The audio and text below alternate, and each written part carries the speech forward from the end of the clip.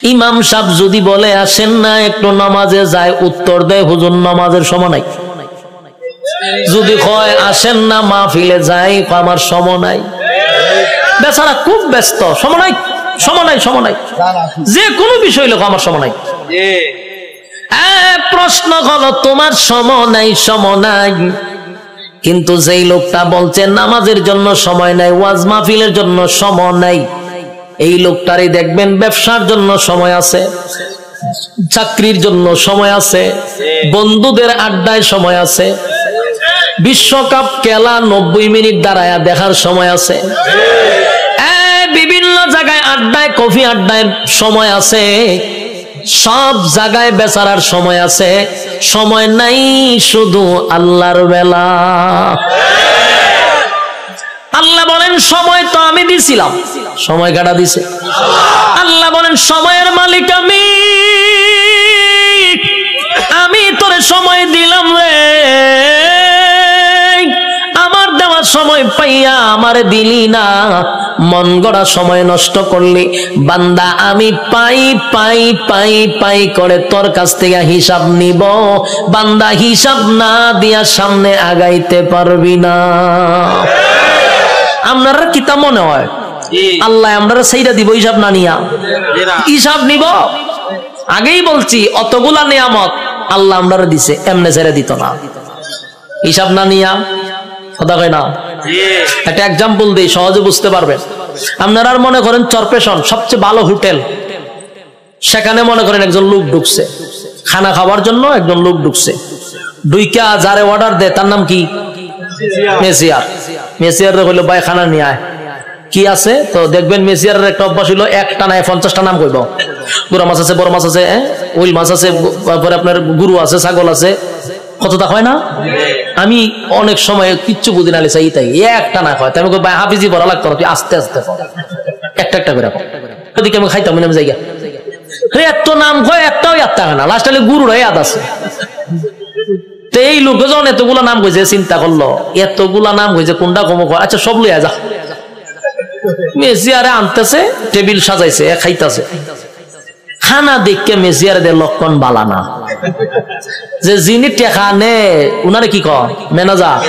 Messier তো manager.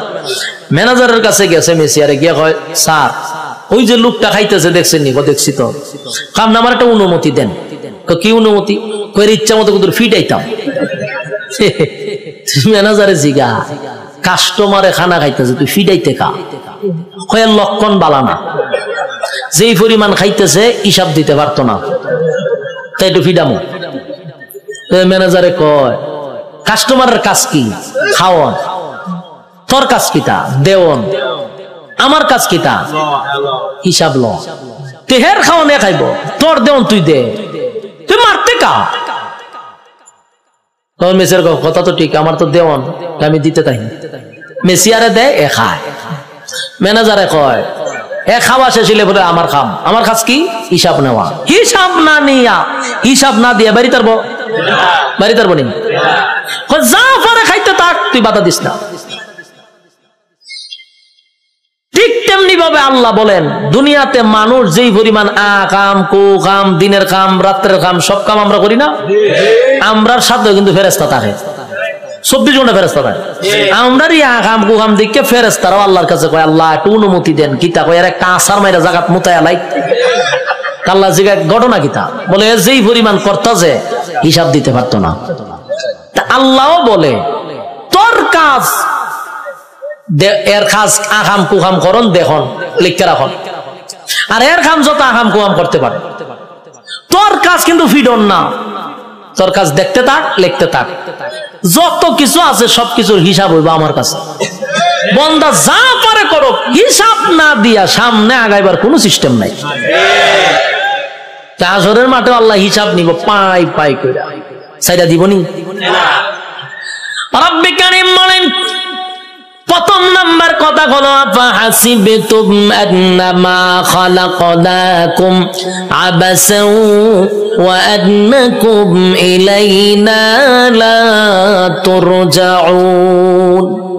রব্বে কারীম বলেন এই অনর্থক বানাই নাই, অকারণে নম্বরে আল্লাহ বলেন ওয়ামা খালাকাতুল জিন্না ওয়াল ইনসা ইল্লা লিয়াবুদুন। রব্বে কারীম বলেন 2 নাম্বার হলো তোরে বানাইছি ইবাদতের জন্য। 3 নাম্বার আল্লাহ বলেন বান্দা তোরে বানাইতে গিয়া ওয়ালাকাদ কাররামনা বানি আদম, সমগ্র সৃষ্টি জগতের মধ্যে শ্রেষ্ঠত্ব দিছি। 4টা কসম করে বলছি বাংলা তোর থেকে সুন্দর আমি আল্লাহ কাউরে বানাই নাই, তোর থেকে সম্মান আর মর্যাদা আমি কাউরে দেই নাই। এরপর আল্লাহ বলেন এত কিছু দেওয়ার পরেও যদি তুই আমি আল্লাহর গোলামি না করস, ওয়ালাকাদ জারানা লি জাহান্নামা কাসীরাম মিনাল জিন্নি ওয়াল ইনস, আমি আল্লাহ আগুন দিয়া তোরে জ্বালাবো আর পোড়াবো। এরপরে রব্বে কারীম বলেন বান্দা শুন, ভালো করে শুন, এত নিয়ামত দিয়া তোরে ছেড়ে দিব না, আমি আল্লাহ কিন্তু পাই পাই পাই করে হিসাব দেব। কুল্লু নাফসিন বিমা কাসাবাত রাহিনা, প্রত্যেকটা মানুষ তার কৃত কর্মের জন্য আল্লাহর সামনে জবাব দিতে হবে। হিসাব ছাড়া ছেড়ে দিব না। রব্বে কারীম বলে হিসাব নিব গো, হিসাব ছাড়া আমি আল্লাহ কাউকে ছেড়ে দিব না। এই যে দুনিয়াতে যা করি সব হিসাব হবে। আল্লাহ বলেন শুন বান্দা, যখন প্রত্যেকটা মানুষের হায়াত শেষ হয়ে যাবে, মালাকুল মউত আজরাইল সামনে হাজির হবে, তার একটা কিয়ামত হবে। কি হবে? কিয়ামত কিন্তু 2 প্রকার, একটা হলো যার যার কিয়ামত, আর একটা হলো সমষ্টিগত কিয়ামত। কথা বুঝতেছে? সাউন্ড একটু উঠান, একটু উঠান। একটা হলো যার যার কিয়ামত, আর একটা হলো সমষ্টিগত কিয়ামত। আল্লাহ রাসূল বলেন যার যার কিয়ামত সম্পর্কে বলেন মাম্মাতা ফাকাত কামাত কিয়ামাতুহু, যে যখন মারা যায় তার কিয়ামত তখন শুরু হয়। আমি যদি স্টেজে এখন মারা যাই, আমার কিয়ামত এখান থেকে শুরু হবে। আরেকটা হলো সমষ্টিগত কিয়ামত, সেই কিয়ামতটা হলো কিয়ামতে কুবরা, এটা বড় কিয়ামত, সেটা বাঁশির মাধ্যমে হয়। ইসরাফিল আলাইহিস সালাতু ওয়াস সালাম যখন বাঁশি ফু দিবে, আল্লাহ বলেন এই গোটা পৃথিবীর যা কিছু তোমরা দেখো বিশ্ব পরিস্থিতির পরিসমাপ্তি আমি ঘটায়া দিব। এটা হইল সমষ্টিগত কিয়ামত। ইদা জুলজিলাতিল আরদু জিলজালাহা, জমিনের মধ্যে তখন জালজালা শুরু হবে, ভূমিকম্প শুরু হবে। যখন যে একটা ভূমিকম্প হইছে 13 সেকেন্ড, 13 সেকেন্ডের ভূমিকম্পে সব শেষ হয়ে গেল। আর ওইটা যে শুরু হইব, ওইটা 13 সেকেন্ড না, 13 ঘন্টা না, এটা চলতেই থাকবে। পাহাড় গুলি তুলার মতো উঠতে থাকবে। বিল্ডিং তো দূরের কথা, পাহাড় উইরে উইরে চলবো। এই ভূমিকম্প থামবে না। কুল্লু মান আলাইহা ফান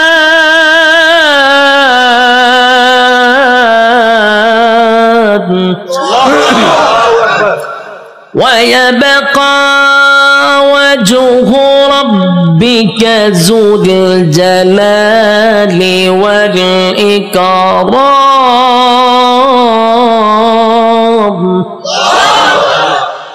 সব শেষ করব। এই অর্ডার কইও সাউন্ড বাড়ানোর দরকার। আমি একটু রিবাব আর ইকুটা তুলে দেন না, আমি চিল্লাইলে তো ইকু রাখবো। হালকা রিবাবের ভিতরে ইকুটা দেন।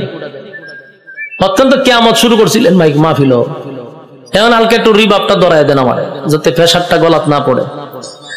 আল্লাহ বলেন কুল্লু মান আলাইহা ফান ওয়া ইয়াবকা ওয়াজহু রাব্বিকা যুল জালালি ওয়াল ইকরাম। চলবো। কুল্লু মান আলাইহা ফান, সব ধ্বংস হবে।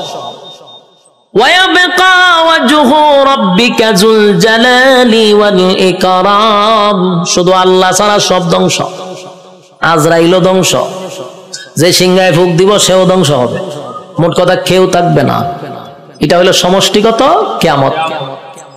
আর প্রথম হলো যে যখন মারা যাবে তার কিয়ামত তখন থেকেই শুরু হবে। যুবক ভাইরা আমার, আল্লাহ বলেন প্রত্যেকটা মানুষের কিয়ামত আছে রে, যে যখন মারা যায় তার কিয়ামত শুরু হয়ে যায়। যেদিন মারা যাবেন আল্লাহ বলেন হিসাব নেওয়ার জন্য আল্লাহ পুনরায় আবার আমাদেরকে দাঁড় করাবে। আলোচনার শুরুতে একটা কথা বলছিলাম, আমরা কিন্তু এই পৃথিবীতে পরীক্ষা দিতে আসছি, ইয়াদ আছে না? পরীক্ষা দিতে আসছি, বলুন তো রেজাল্টটা কোথায় দিবে? রেজাল্ট কিন্তু পরকালে হবে। আল্লাহ কয় রেজাল্টটা দেখানোর জন্য আবার তোদেরকে পুনরায় আমি জীবিত করব। আল্লাহ বলেন সিংহায় যখন ফুঁক দিব সব ধ্বংস হয়ে যাবে রে। সব ধ্বংস হওয়ার পরে সর্বপ্রথম আমি আবার জীবিত করব ইসরাফিল আলাইহিস সালাতু ওয়াস সালামকে। আবার আল্লাহ বলবেন সিংহায় ফু মার। যেই মাত্র আরেকবার ফু দিবে ওই শেষের ফুয়ে প্রত্যেকটা মানুষের বডির ভিতরে আল্লাহ আবার রূহ দিবে। কাদা মাটির থেকে আবার রূহ পাইয়া মানুষগুলি মাটি গঠন হবে, আবার পুনরায় বডি গঠন হবে। কাদা মাটির থেকে আবার আপনি ওইটা দাঁড়াবেন, যেখানে দাঁড়াবেন, যেখানে বৈশা ওয়াজ শুনতাছেন সে জায়গাটাই হবে হাসরের মাঠ। যেখানে বই আওয়াজ শুনতাছেন এটা হাসরের মাঠ হবে। এই পৃথিবীটাকে আল্লাহ হাসরের মাঠ বানায়া দিবে। কিন্তু এখনকার পৃথিবী আর তখনকার পৃথিবী একরকম নয় রে। তখনকার পৃথিবী আর এখনকার পৃথিবীর মধ্যে উল্লেখযোগ্য একটা বেশ কম থাকবে। এখন তো কত উঁচু উঁচু বাড়ি আছে, পাহাড় আছে, সাগর আছে, নদী আছে, তখন কিছুই থাকবে না, সমতল একটা মাঠের মতো। মানুষ সেখান থেকে ওইটা দাঁড়াবে। আর বিজ্ঞানী বলেন মানুষকে আমি কেন দাঁড় করাবো জানোনি? দুনিয়ার জমিনে পরীক্ষা দিছিলি, আমি আল্লাহ সেটার রেজাল্ট তোর হাতে ধরায়া দিব। মানুষ গিয়া জমা হবে হাসরের মাঠে। কেউ পানি পান করবে, কেউ কলিজা পাটা পিপাসা লইয়া হাসরের মাঠে দাঁড়ায়া থাকবে। একদিন নয় রে, 2 দিন নয়, 50,000 বছর দাঁড়ায়া থাকতে হবে। সাধারণ কথা না, সাধারণ কথা না। পানির পিপাসায় জিহ্বা কুকুরের মতো বাহির হবে। আল্লাহর পয়গম্বর বরকতে হাত দিয়া কাউকে পানি পান করাবে, আর কেউ পানি না পান করে হাসরের মাঠে দাঁড়ায়া থাকতে হবে। 50,000 বছর বাড়ির কাছে না। সূর্যের তাপে মানুষের মাথার মগজগুলি গলে গলে পড়বে, জিহ্বাটাও বাহির হবে। এই অবস্থায় যে কত হাজার বছর মানুষগুলি একটা সময় বিরক্ত হইয়া চিৎকার দিবে আর বলবে মালিক রে, জান্নাতে দেও না হয় জাহান্নামেই দেও, হাসরের মাঠে আর ভালো লাগে না, সেখান থেকে আমাদেরকে সরায়া দাও। আদম নবীর থেকে লইয়া ঈসা রূহুল্লাহ পর্যন্ত মানুষ সবার কাছেই যাবে একটু আল্লাহর কাছে সুপারিশ করার জন্য। আদম নবীও বলবে ইয়া রাব্বি নাফসি, ইব্রাহিম আলাইহিস সালাতু ওয়াস সালাম বলবে ইয়া রাব্বি নাফসি, নূহ পয়গম্বর বলবে ইয়া রাব্বি নাফসি, মুসা নবী বলবে ইয়া রাব্বি নাফসি। এইভাবে 1,02,24,000 পয়গম্বর ইয়া ঈসা আলাইহিস সালাতু ওয়াস সালাম পর্যন্ত সবাই একটা কথা বলবে ইয়া রাব্বি নাফসি। আমার কি উপায় হবে? আজকে আল্লাহর সামনে কথা বলার সাহস কোনো নবীর হবে না। কথা বুঝতেছেন আমার? আল্লাহ এত রাগান্বিত। এই যুবক ভাই, আলোচনার শুরুতেই বলেছিলাম আল্লাহর নাম রহমান, দয়া মায়া বেশি, কিন্তু আল্লাহর গজব আমরা এখনো দেখি নাই। সেটা হাসরের মাঠে দেখব। আল্লাহ সেদিন কাহার রূপ নিয়ে দাঁড়াবে, সেদিন আল্লাহর সামনে কথা বলার সাহস কোন নবীরাও পাবে না, শুধুমাত্র কেবলমাত্র আমাদের নবী ছাড়া। আদম নবীর থেকে লইয়া ঈসা রূহুল্লাহ পর্যন্ত একটা কথাই বলবে ইয়া রাব্বি নাফসি। আমার কি উপায় হবে গো? আল্লাহ খালি তর্জ তর্জন আর গর্জন দিবে, তর্জন আর গর্জন দিবে, আর বলবে নাফরমানরা আমার নিয়ামত খাই আমার নাফরমানি করছস, আজকে দাঁড়া কেউ কথা বলবে কিনা। আল্লাহ সেদিন বলবেন লিমানিল মুলকুল ইয়াউম, এই পৃথিবীর রাজা বাদশারা দাঁড়া, হামাইন্নারে ডাক দিব, নমরুদ্দারে ডাক দিব। আল্লাহ সেদিন বড় বড় ক্ষমতাশীলরে ডাক দিবে, নমরুদ্দা দাঁড়া, ফেরাউন্না দাঁড়া। আল্লাহ বলবেন সাজ্জাদ দাঁড়া। আল্লাহ এইভাবে আবু জাহেলকে ডাকবে, যত জালেম শাসক আছে সবগুলাকে আল্লাহ সেদিন ডাক দিবে। ভারতের দাদারেও ডাক দিব, ওয়াংশাং সুচিরেও ডাক দিব, বুসারেও ডাক দিব, সবাইরে ডাক দিব। বেডাগিরি তো কম দেখাইছত না, আজকে দেখা কথা কন্যা দি। বেডাগিরি যারা বাংলাদেশও করো তারাও কিন্তু ডাক দিব, দাঁড় করাইব, দাঁড়া বেডাগিরি কম করছত না, নির্দোষ আলেমদেরকে সাইজ করছো, দাঁড়া আজকে দেখি তোর ক্ষমতা কতটুকু আছে, দাঁড়া ক্ষমতা দেখকে লই আমি দাঁড়া। কেউ কথা বলবে না, নিস্তব্ধ হয়ে যাবে। কথা বলার সাহস আছে নি কেউ? এখন এনে কত বেড়াগিরি, এখন বেড়াগিরি অভাব নাই। সেদিন কেউ কথা বলবে না, কেউ কথা বলবে না। আল্লাহ তখন নিজেই কইব লিল্লাহিল ওয়াহিদিল কাহার, আজকের একমাত্র ক্ষমতা আমি আল্লাহ। এই ভয়াবহ পরিস্থিতিতে কেউ কথা বলার সাহস পাবে না। আল্লাহ নিজেই কোরআনে বলেন ইয়াউমা ইয়াফিরুল মারউ মিন আখিহি ওয়া উম্মিহি ওয়া আবি ওয়া সাহিবাতিহি ওয়া বানি। কিয়ামতের মাঠটা এমন হবে, মা তার সন্তানের পরিচয় দিবে না, সন্তান মার পরিচয় দিবে না, বাবা তার সন্তানকে চিনবে না, পরিচয় দিবে না, চিনলেও পরিচয় দিবে না, ভালো করে চিনবো পরিচয় দিত না। স্ত্রী তার স্বামীরে পরিচয় দিবে না।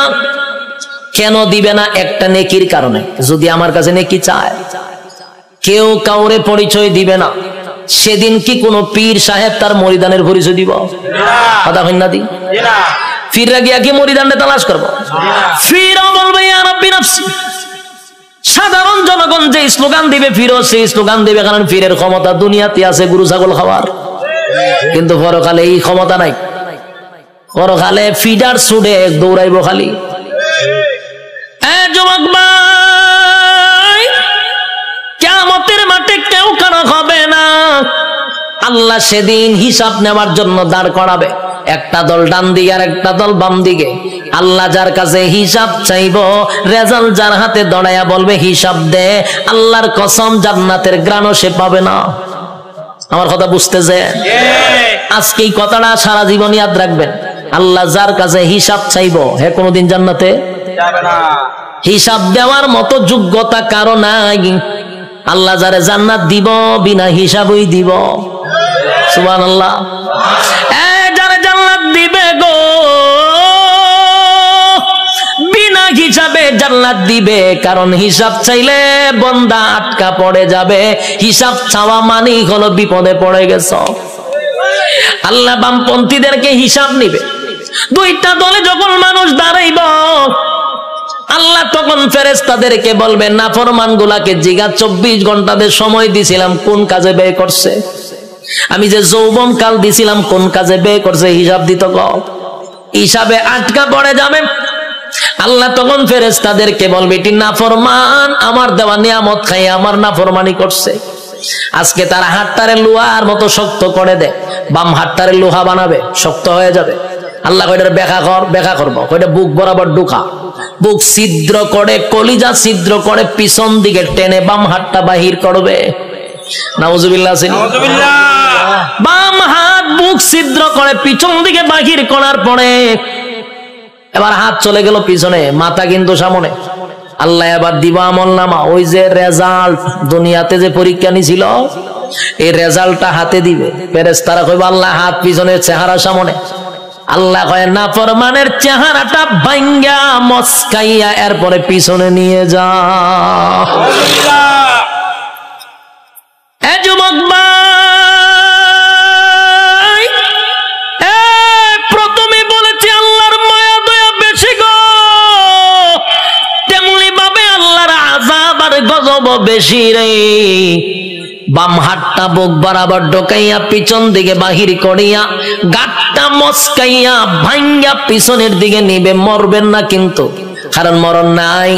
গার ভাঙ্গা পিছন দিকে নিবে, নিয়ে আল্লাহ কইব নে রেজাল্টটা দেখ, ক্লাসও বইয়া কি করছিলি বান্দা একটু দেখ। বান্দা দেখবে আর বলবে মালিক রে, আমার প্রতি তুমি বেইনসাফি করো নাই, ইনসাফের বিচারটাই করছো। কারণ সে দেখবে যা কিছু লেখা সব তার চোখের সামনে বাজবে। রাতের আধারে কি করছে, দিনের আলোতে কি করছে, সব লেখা। আল্লাহ একটা বাড়ায়া লেখে নাই, একটা কমায়া লেখে নাই। দেখ বান্দা, সেদিন আল্লাহ বলবেন এই নাফরমান আমার নাফরমানি করছে, এবার তাই মিজানের পাল্লায় যাইব, এখানে আমল নামা হালকা হয়ে যাবে। এরপরে যাবে ফুলসিরাতের কিনারায়, সেখানে যাওয়ার পরে দেখবে জাহান্নামটা তার জন্য উৎ পেতে বসা। আমার কথা নয় গো, আল্লাহ কোরআনে বলেন ইন্না জাহান্নামা কানাত মিরসাদা লিত্তাগিনা মাআবা লাবিসিনা ফিহা আহকাবা লা ইয়াযুকুনা ফিহা বারদান ওয়ালা শারাবা ইল্লা হামিমা ওয়া গাসসাকা জাযাআউ ওয়াফাকা। আল্লাহ বলেন ইন্না জাহান্নামা কানাত মিরসাদা, নিশ্চয় জাহান্নাম তোর জন্য উৎ পেতে বসা। লিত্তাগিনা মাআবা, সীমা লঙ্ঘনকারীদের জন্য জাহান্নাম। লাবিসিনা ফিহা আহকাবা, এ ভাই যুগের পর যুগ জাহান্নামে থাকতে হবে। লাবিসিনা ফিহা আহকাবা, যুগের পর যুগ সেখানে অবস্থান করবে। লা ইয়াযুকুনা ফিহা বারদান ওয়ালা শারাবা, আল্লাহ বলেন সেখানে কোনো পানির ব্যবস্থা করা হবে না, ঠান্ডা পানির ব্যবস্থা করা হবে না। ইল্লা হামিমা ওয়া গাসসাকা, তবে চিৎকার যখন পানির জন্য মানুষ করবে তখন আল্লাহ একটা পানি দিবে। এই পানিটা হবে তোর শরীরের রক্ত, তোর শরীরের পোষ, বিষাক্ত পানিটা পান করার জন্য দিবে। পানি গরম টকবক, পানিটা পান করার পরে জাহান্নামীদের নারী বুড়ি সব বাহির হয়ে যাবে পায়খানার রাস্তায়। চিৎকার দিয়া বলবে মালিক, এমন পানি তো তোমার কাছে চাই নাই গো, এমন পানি তো তোমার কাছে চাই নাই, তোমার কাছে চাই নাই। এটা কেমন পানি দিলা, বেদনা বিষাক্ত বেড়ে গেল। আল্লাহ তখন যে জবাবটা দিব এর থেকে আরো ভয়ানক জবাব। আল্লাহ কয় জাযাআউ ওয়াফাকা, বান্দারে এটা তোর কৃতকর্মের পূর্ণ ফল। এতক্ষণ ভাই যে শারীরিক কষ্ট, এই কথাটার কারণে মানসিক কষ্ট বেড়ে যাবে। আল্লাহ কয় এখন মজা বুঝ কেমন লাগে, আমার দেওয়া নেয়ামত খাইয়া আমার নাফরমানি করছ, আজকে মজা বোঝ। আমি তোরে পানি দিছিলাম দুনিয়াতে, ঠান্ডা পানি, মিষ্টি পানি। গরমের সময় টিউবওয়েলের পানিটা তোর জন্য ঠান্ডা করে দিছিলাম, এই শীতের সময় পানি গরম করে দিছিলাম। এত নিয়ামত খাইয়া তো আমি আল্লাহরে একবার ডাক দেস নাই, আজকে কেন আমারে ডাকস? খা এখন বিষাক্ত পানি খা, মজা বোঝ কেমন লাগবো। আর কষ্ট বেড়ে যাবে। বুলাবাসীরা, একটা কথা মন গড়া বলি নাই এতক্ষণ, যা বলছি কোরআনের বাহিরে একটা কথাও বলি নাই। কোন গল্প বলার জন্য আমারে আনেন নাই, আর আমিও কোনো মাহফিলে গল্প বলিও না। যতক্ষণ বসছেন কোরআনের বাহিরে কোনো কথা শোনেন নাই। শেষ কিছু সময়, আমি আর সময় লম্বা করব না, কিছু সময় আপনারা আমার দেন, আমি ফিনিশিংটা দিয়া দিই। এবার আর শোন, বিরক্ত হইতেছেন? হ্যাঁ, বিরক্ত হলে আমার ডাবল সুবিধা। আমার মাথায় ব্যথা করতেছে, তারপর আপনাদের আগ্রহ দেখে ওয়াজ করতেছি, খারাপ লাগতেছে? বিরক্ত হইতেছেন? কথাগুলি দিলের কান লাগায়া শুনেন। রব্বে কারীম কিন্তু হিসাব নেওয়ার জন্য আবারও দাঁড় করাবে, হিসাব নিবে, জাহান্নামে আপনার স্থান হবে। আল্লাহ কয় আমি তোরে নিয়ামত দিছিলাম আমার ইবাদত করার জন্য, গোলামি করলি শয়তানের, আমি আল্লাহর গোলামি করলি না। এখন মজা বুঝ, জাযাআউ ওয়াফাকা, ছাইরা দিত না কিন্তু আল্লাহ। যুবক ভাই, এখন আসুন, একটা দল জাহান্নামে চলে গেল, আরেকটা হলো ইল্লা আসহাবাল ইয়ামিন, আরেকটা দলের কাছে আল্লাহ কোনো হিসাব চাবে না, বিনা হিসাবেই জান্নাত দিবে। বিনা হিসাবে জান্নাত, রব্বি কারীম বিনা হিসাবে জান্নাত দিবে গো। বিনা হিসাবে জান্নাত দিবে। ডানপন্থীদেরকে আল্লাহ ডান হাতে আমলনামা দিবে। ডান হাতে আমলনামাটা ডানপন্থীরা পাওয়ার পরে খুশিতে লাফাইতে লাফাইতে লাফাইতে থাকবে। এত আনন্দ কেন জানেননি? নিম্নস্থলের একটা জান্নাতীর জন্য আমার আল্লাহ এই পৃথিবীর 10টা পৃথিবীর সমান জান্নাত রাখছে। আরো জোরে কোন আল্লাহু আকবার, আরো জোরে আল্লাহু আকবার। ইমানের আওয়াজ দিয়ে বলেন আল্লাহু আকবার। রব্বে কারীম বলেন বান্দা শুন, এই পৃথিবীর 10টা পৃথিবীর সমান্তরে জান্নাত দিব, নিম্নস্থলের জান্নাতীরে 10টা পৃথিবীর সমান রাজত্ব দিব। ডান হাতে আমলনামাটা পাইয়া বান্দা লাফাইতে থাকবে আর বলবে মালিক আমি এত খুশি এত খুশি এত খুশি এত আনন্দ আমি কোথায় রাখবো? লাফাইতে থাকবে। আল্লাহ কয় দাঁড়া, লাফাস কেড়ে আল্লাহ আমি এত বড় নিয়ামত পাইছি কোথায় রাখবো গো? আমি আনন্দ কোথায় রাখবো? দুনিয়ার মানুষ 10 কেজির একটা কাপ বিশ্বকাপ পাইয়া সারাটা দেশ আনন্দে লাফানো শুরু করে, আর আল্লাহ কয় গোটা পৃথিবীর 10 পৃথিবীর সমান এক একটা রাজত্ব দিব। খুশি কম না বেশি? খুশি হওয়ার আরো কারণ আছে। আল্লাহ বলেন জান্নাতি শুন, দুনিয়াতে যদি তোর আমি আমেরিকার প্রেসিডেন্ট বানাইতাম কিন্তু এক সময় তোর মরণ লাগতো। কথা হয় না? আমেরিকার প্রেসিডেন্টের মরণ আসেনি? বাংলাদেশে যারা রাজত্ব চালাইতেছে তারার মরণ আসেনি? গোটা পৃথিবীও যদি রাজত্ব করত, জুলকারনাইন গোটা পৃথিবী রাজত্ব করছে, মরণ ছিল? বাদশা সুলাইমান গোটা পৃথিবীর রাজত্ব করছে, মরণ ছিল? নমরুদ্দা গোটা পৃথিবীর বাদশা ছিল, মরণ ছিল? বখতে নসর গোটা পৃথিবী রাজত্ব করছে, মরণ ছিল?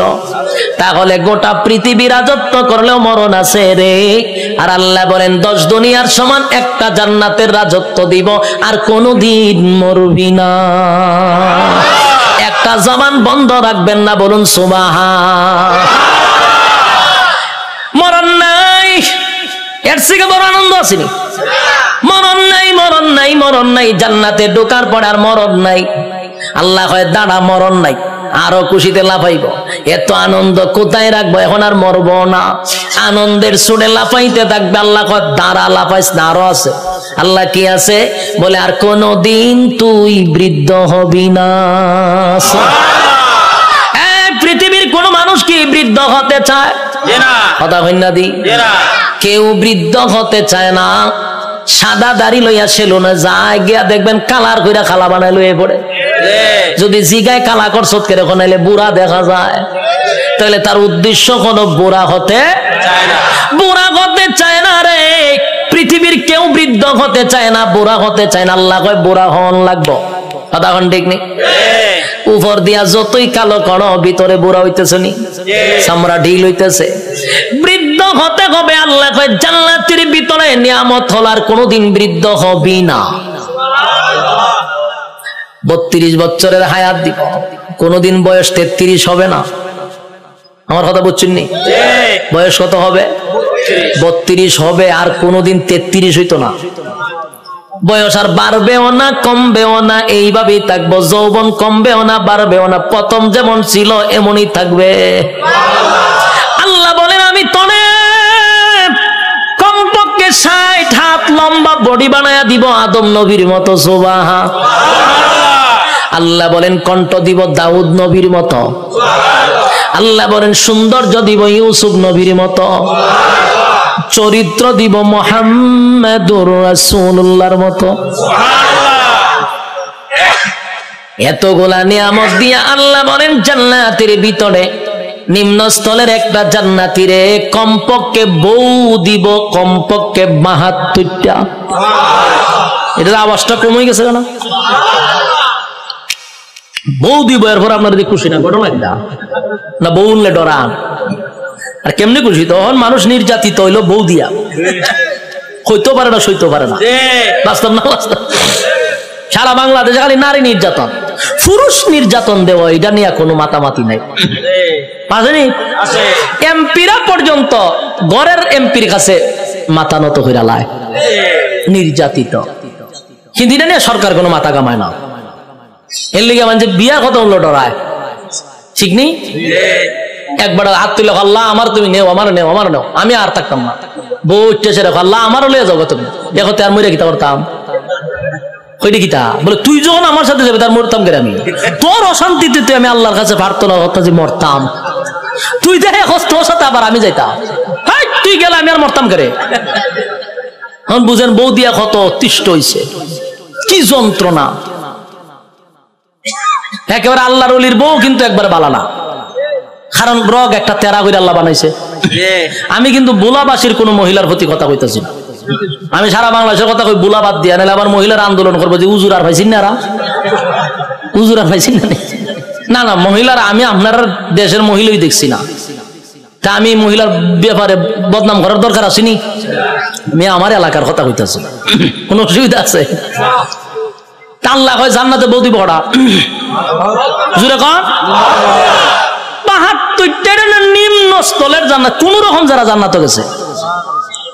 আর স্পেশাল যদি হয় কিতা বুঝো, বউর অভাব পড়বো নি। জান্নাতের বউগুলা কেমন হবে? দুনিয়ার বউ নয় রে। দুনিয়ার বউ যত সুন্দরী হোক, প্রথম দেখার পরে আস্তে আস্তে বয়স বাড়ে, বাচ্চা কাচ্চা হওয়ার পরে ভালো লাগে না। আচ্ছা, তো আকর্ষণ কমেনি? যেটা বাস্তবিটা কই না কেরে, আল্লাহ নিজে হইতে যে আকর্ষণ কমবে, কিন্তু জান্নাতি একটা হুর দিলে এর ভাই যে প্রথম চাইবেন 40 দিন সাওয়ার মধ্যে যাইব গা। সুবহানাল্লাহ আছে। এই যে চাইছেন এই সাওয়ার মধ্যে 40 দিন শেষ। আল্লাহ কি পরিমাণ সুন্দর দিয়ে বানাইছে, সুবহানাল্লাহ। আল্লাহ রাসূল বলেন কোন হুর যদি থুতু ফালাইতো আটলান্টিক মহাসাগর, পুরা পানি মেশকে আমর হয়ে যেত গা। কোন হুর যদি হাত বাইর করে লাড়া দিত, সূর্য আর দরকার ছিল না, এটাই যথেষ্ট। কিতা বুঝো? সুবহানাল্লাহ আছেনি? এমন সুন্দর আল্লাহ হুর দিব। একটার ভাই চাই আমরা 40 দিন যাবো, বাকি আরো বাদ 71টা রয়েছে। ইডির ভাই একটা চাইতেছে, আমরা দিন এমনি যাইব, খুশি না বাজার? আর এগুলা দুনিয়ার বউয়ের মতো না, বউয়ের মতো না। দুনিয়ার বউ যদি 3 ঘন্টা বালা থাকে, 6 ঘন্টা ঝগড়ার মধ্যে থাকে। বাস্তব না বাস্তব? 3 ঘন্টা এখন খুব বালা রক সোজা, 3 ঘন্টা যে আপনি যদি ঝগড়া করতে করতে। আল্লাহ কয় জান্নাতি মহিলারা কোন সময় আপনার সঙ্গে ঝগড়াও করবে না, অভিমানও করবে না। জান্নাতের ভিতরে 72টা বউ দিবে রব্বুল কারীম। এই বউগুলা দিব আল্লাহ বলেন দুনিয়াতে অনুমতি দিছিলাম 4টা। কটা কপাল আসেনি 4টা? আপনারা ঠাডা হয়ে গেছে বাংলাদেশে জন্ম নিয়া। আচ্ছা, কয় তারিখ গেছে? 14ই ফেব্রুয়ারি। বাংলাদেশের সিস্টেম হইল, উচিত কথা কইলে অনেকে ভালো পায় না মানে, বাংলাদেশের সিস্টেমটা কি আমি আপনারা শোনাই। বাংলাদেশ হইল প্রেম ফিরিত করতে পারবেন, প্রেম ফিরিত বুঝুননি, ভালোবাসা করতে পারবেন, ফিরিত করতে পারবেন। এই জন্য 14ই ফেব্রুয়ারি দিছে ভালোবাসার লাগিয়া। কিন্তু ভালোবাসা করতে পারবেন কার সাথে? 12 বছর হোক, 13 বছর হোক, 14 বছরের মাইয়ার সাথে প্রেম করতে পারবেন, কিন্তু বিয়া করতে পারতেন না। বিয়া করলে হয় দ্বন্দ্বনীয় অপরাধ, প্রেম করলে হয় এনজয়। কথা বুঝুন মনে কম, হাস্যকর বিষয় না, তামাশার বিষয় না। কথা দিয়ে কই নাবে, আমি কি মুর্দার সামনে কথা কইনি? তো কিতা মাতুই না দি, ও সিলেটি ভাষা মারিয়ে দিছি, কথার লাগিয়ে নি বুঝুন না আপনারা। ইয়া আল্লাহ, বেড়া লাগাই দিছি, ভাষা চেঞ্জ করতেছি, কইতেছি আপনারা মানে বলতেছি যে আমাদের দেশে প্রেম ভালোবাসা করা যায়। 14 বছরের মায়ের সাথে করলে হয় এনজয়। এক বয়সে বলা মানে এনজয় করে করুক।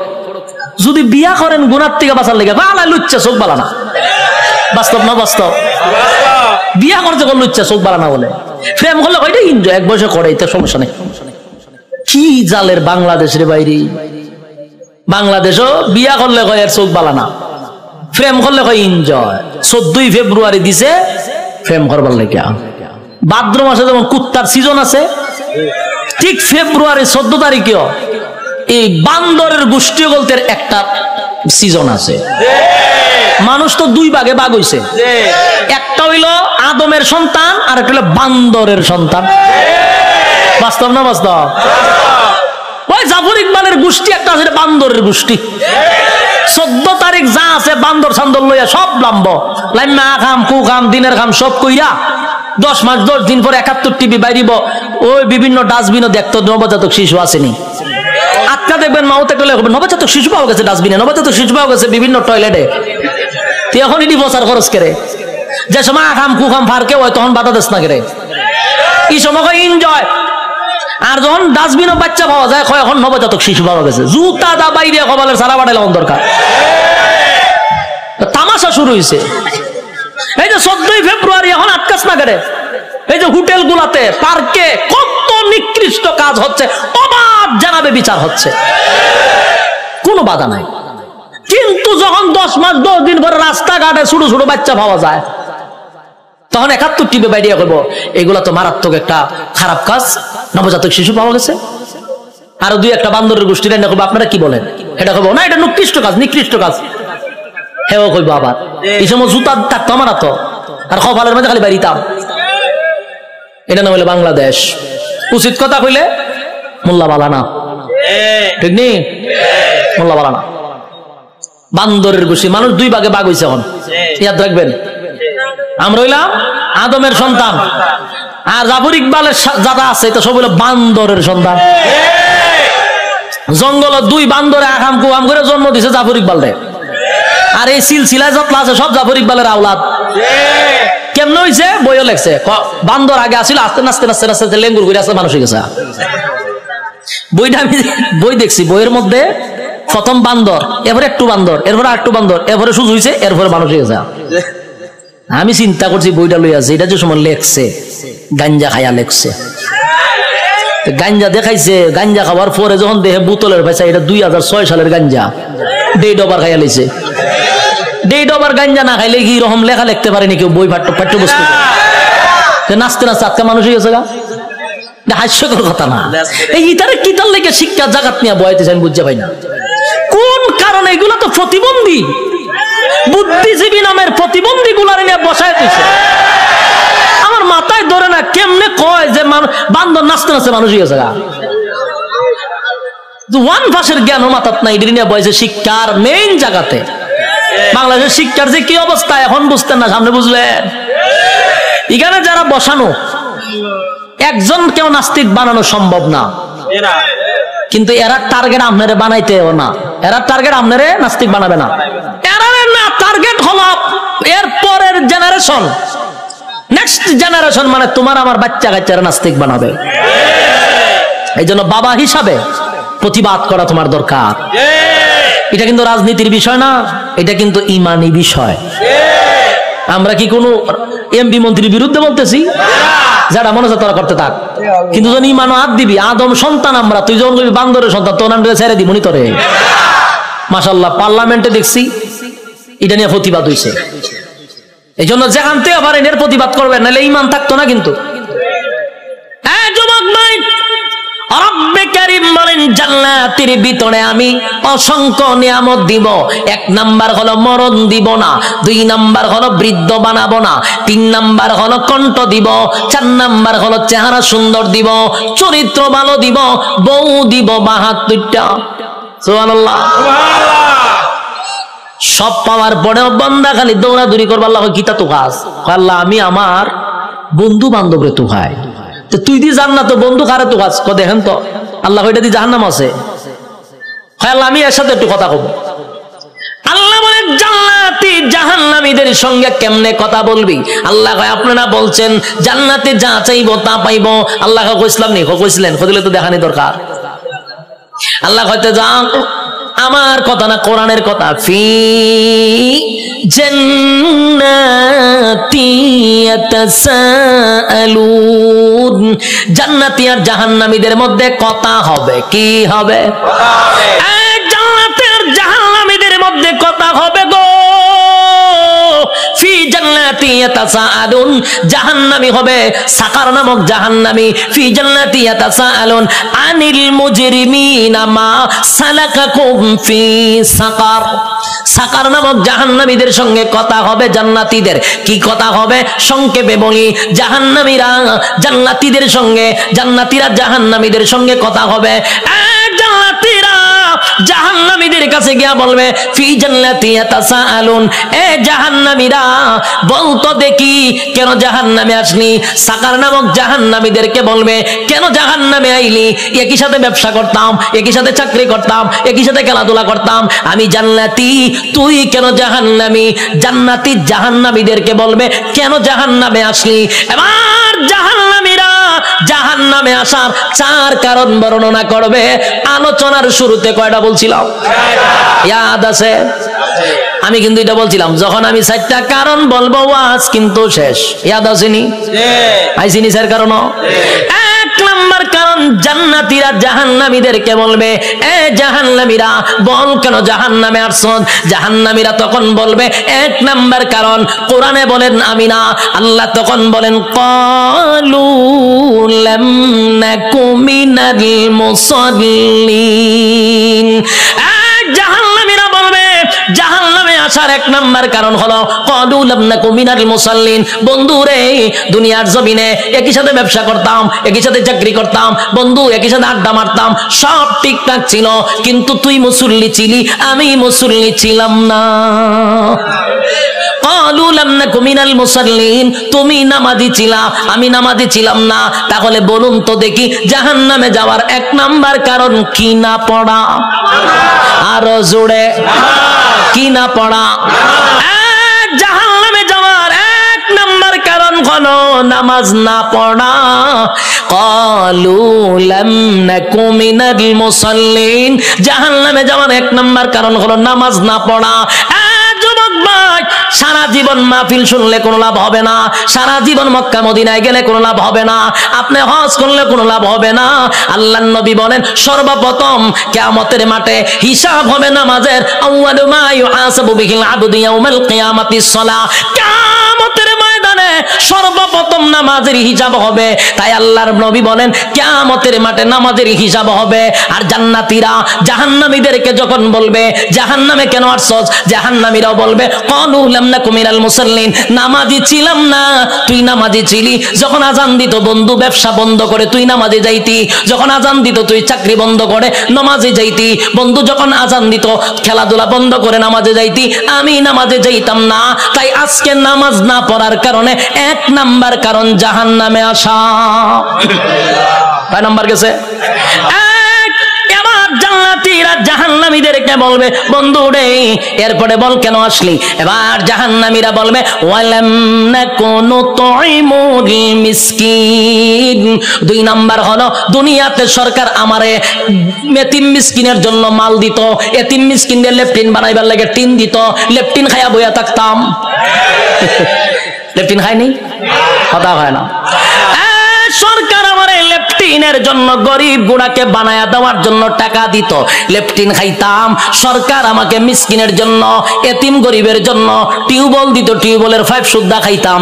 আমারে রাস্তাঘাটের জন্য টাকা দিত, ইট বালু খাইয়া আমি ঘুমায়া থাকতাম।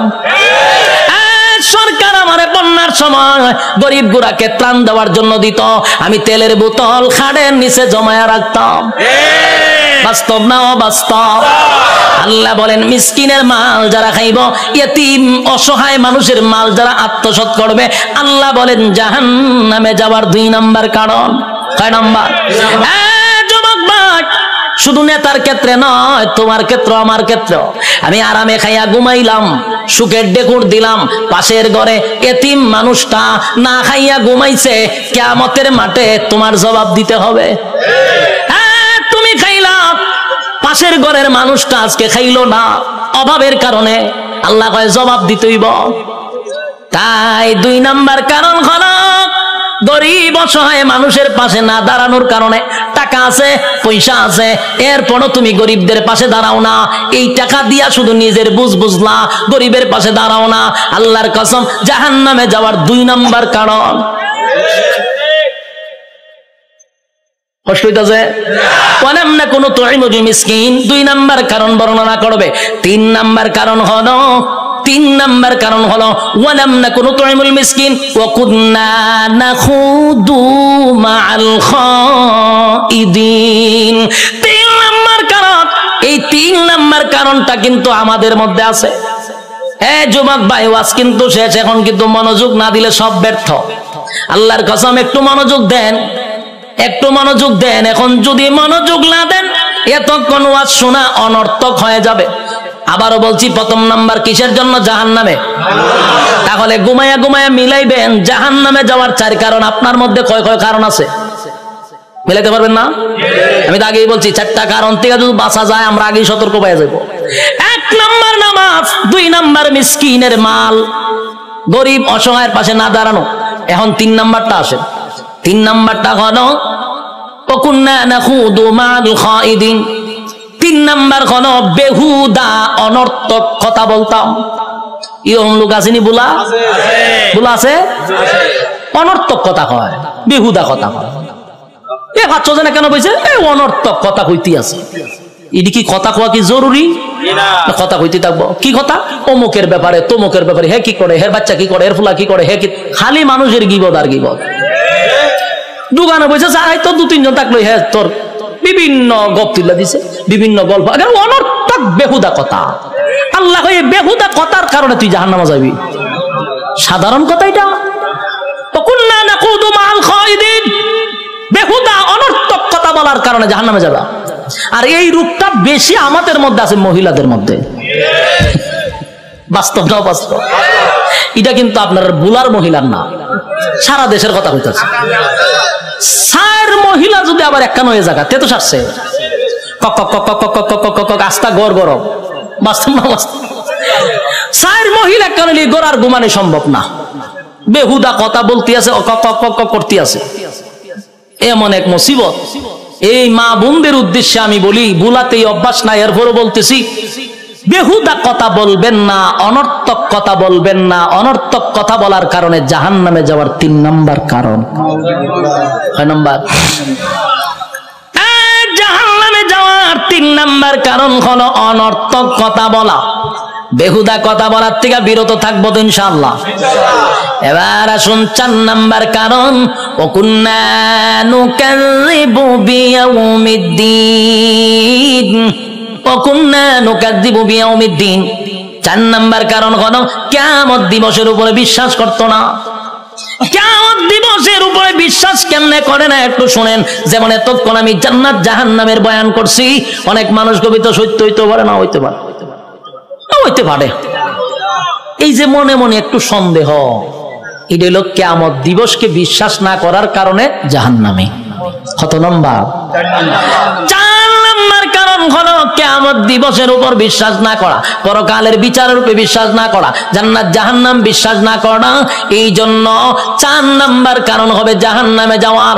আবার বলছি, 1 নম্বর ক্বালু লাম নাকু মিনাল মুসাল্লিন, নামাজি ছিলাম না এই জন্য জাহান্নামে। ওয়া লাম নাকু নুতঈমুল মিসকিন, আমি মিসকিনদের খাবার দিতাম না এই জন্য জাহান্নামে। ওয়া কুন্না নাখুদু মাআল খাইদিন, বেহুদা কথা বলতাম এই জন্য জাহান্নামে। ওয়া কুন্না নুকাযযিবু বিয়াউমিদ্দিন, আমি কিয়ামত দিবসের উপরে বিশ্বাস করতাম না।